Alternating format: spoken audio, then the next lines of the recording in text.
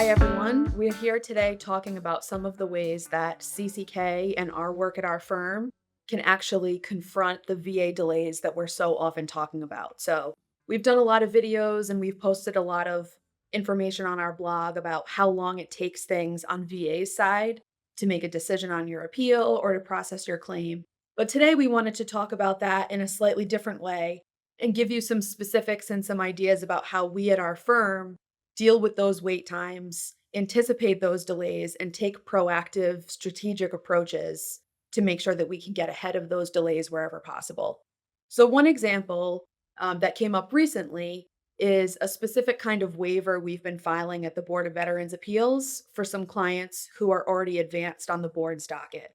So, as many of you know, the board will advance a case on its dockets if a claimant falls into a certain category of advanced age, severe financial hardship, or serious illness. But recently, the U.S. Court of Appeals for Veterans Claims decided a case called Williams that said that the board needed to hold on to appeals and allow the claimant to modify their choice of a board docket before making a decision. So on the face of this decision, Mike, and maybe you can chime in if you think differently about this. On the face of this decision, it looks like it's providing a good opportunity for clients to maintain the opportunity to switch their docket choices if they file a notice of disagreement at the board. But something that we quickly identified was that if the board holds on to an appeal to let that time lapse or expire, that means that some of our clients are going to be waiting longer for decisions from the board. And that is not a good thing. And that's something that we wanted to be ahead of. So, what we've done with our cases is we've proactively submitted waivers to the board saying our clients do not want to modify their board docket choice. They want a decision as quickly as possible.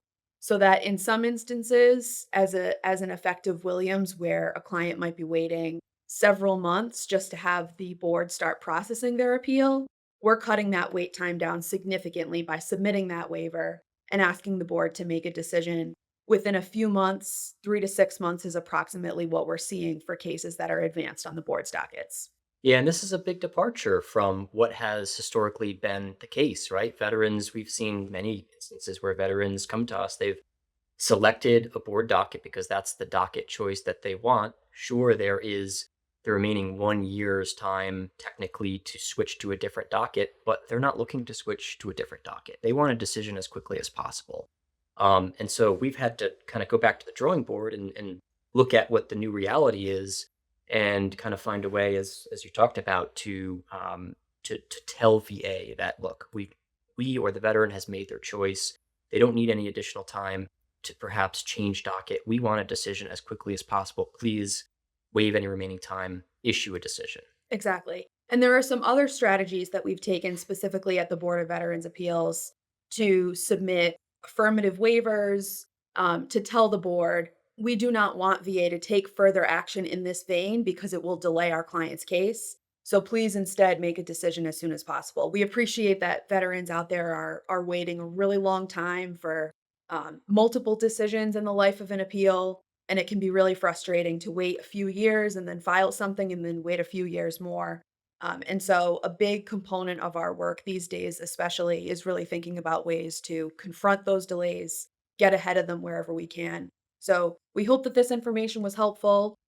Thank you for joining us, and we hope to see you next time.